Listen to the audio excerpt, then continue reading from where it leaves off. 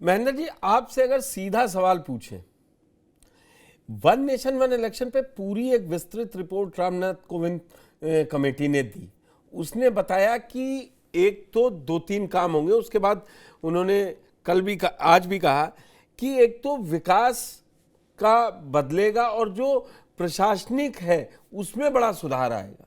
ये सारी चीजें उन्होंने जो एक दी वो टेक्निकल ज्यादा दे दी, लेकिन जो उन्होंने सुझाव दिए हैं कि मान लीजिए किसी राज्य की सरकार में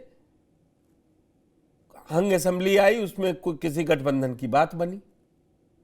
जब गठबंधन की बात बनी, मान लीजिए 1 साल में टूट गया, 1.5 साल में टूट गया, वो अब 3.5 साल के लिए चुनाव होंगे।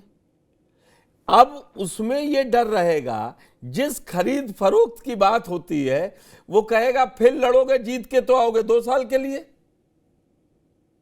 क्यों पैसा बर्बाद कर रहे हो, अभी रहो ना हमारे साथ।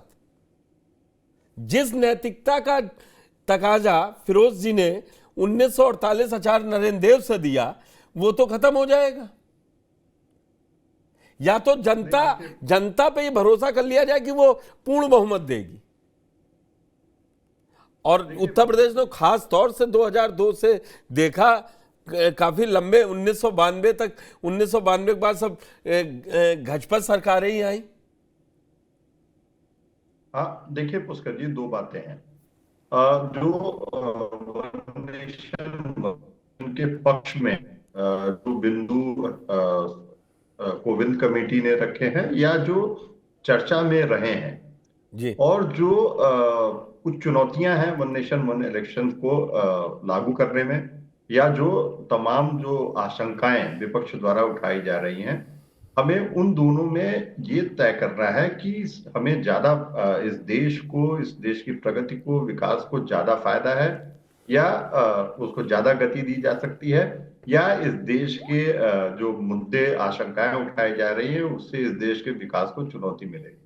मुझे लगता है कि खासकर जो बार बार चुनाव होने से जो एक खर्च या बोझ जो पड़ता है हमारे संसाधनों पे, वो एक बड़ी चुनौती नहीं है।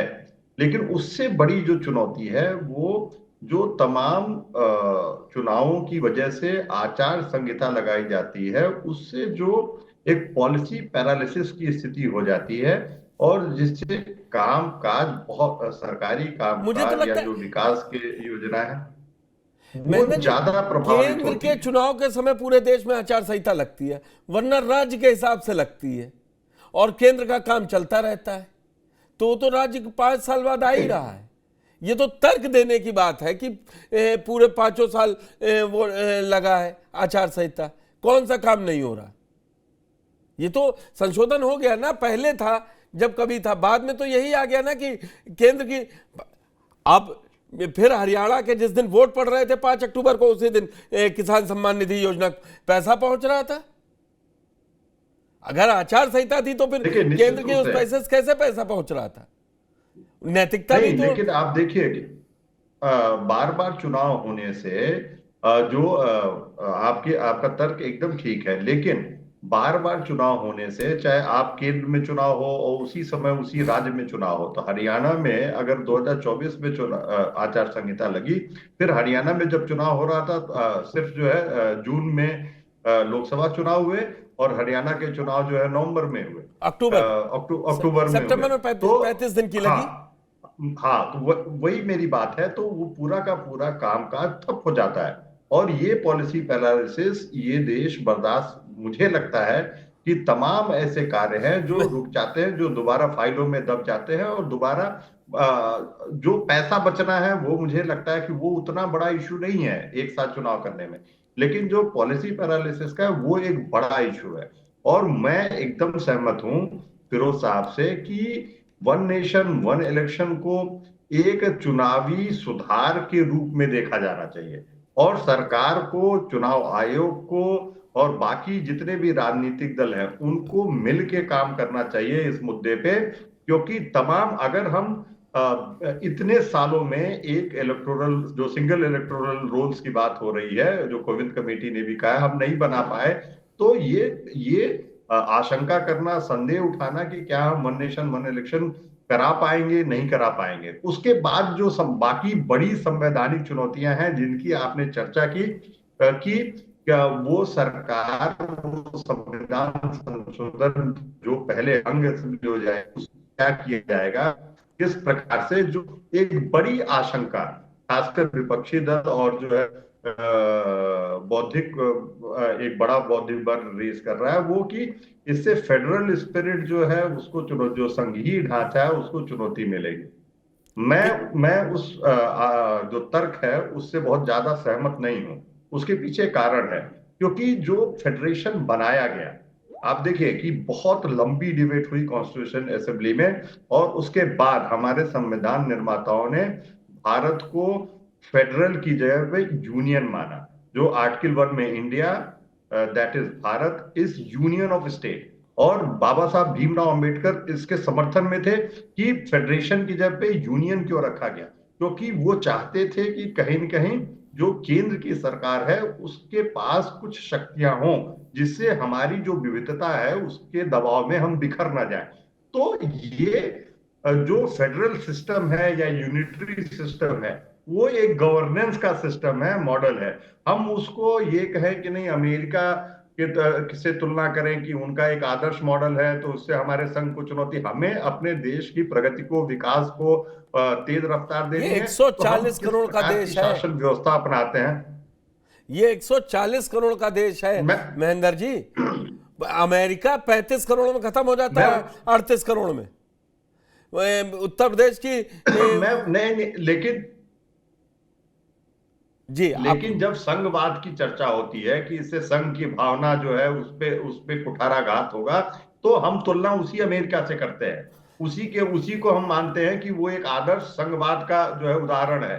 और जबकि आप देखिए अमेरिका में जहां जो उनके स्टेट्स थे वो उन्होंने मिलकर वो फेडरेशन बनाया, लेकिन तमाम ऐसी शक्तियां हैं जो आज धीरे धीरे जो वहां के स्टेट्स थे उन्होंने केंद्र को दे दी, चाहे वो हेल्थ से रिलेटेड हो, चाहे वो एजुकेशन से रिलेटेड हो।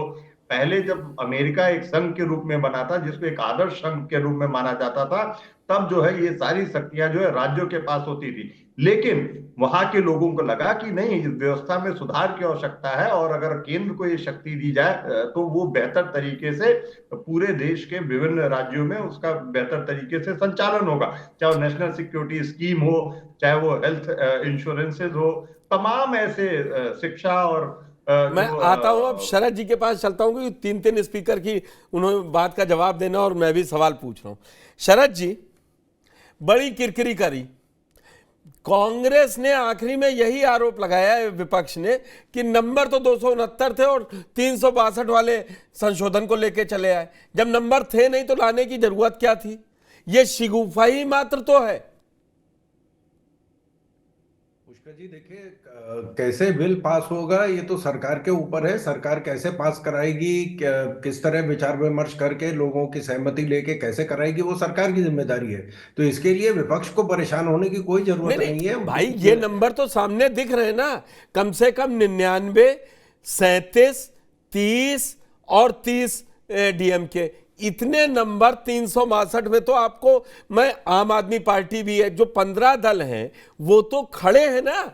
तो वो तो कांग्रेस ने आज आखिरी में क्या बोला आप पास नंबर थे ही नहीं, वो बता रहे थे 362 आ जाएंगे, आपको लाने की जरूरत नहीं थी। और खुद आपके सांसद जब 3 लाइन का व्हिप जारी था तो कहां वो 20 सांसद गायब हो गए? वो तो नहीं होना चाहिए था ना। इतनी तो मतलब वो विपक्ष फिर क्यों नहीं सवाल उठा रहा है? अब जितने सांसद निकल के आए पार्लियामेंट से वही बता रहे, कह रहे बीजेपी वाले खुद ही जानते हैं कि वो नहीं आना है, और उन्होंने खुद ही इसको 2034 में लागू करने के लिए तैयारी कर रखी है। आज क्या चर्चा करना है, केवल बहाने बना रहे हैं। तो फिर धर्मेंद्र जी की पार्टी आप पर लगाएगी ये आरोप?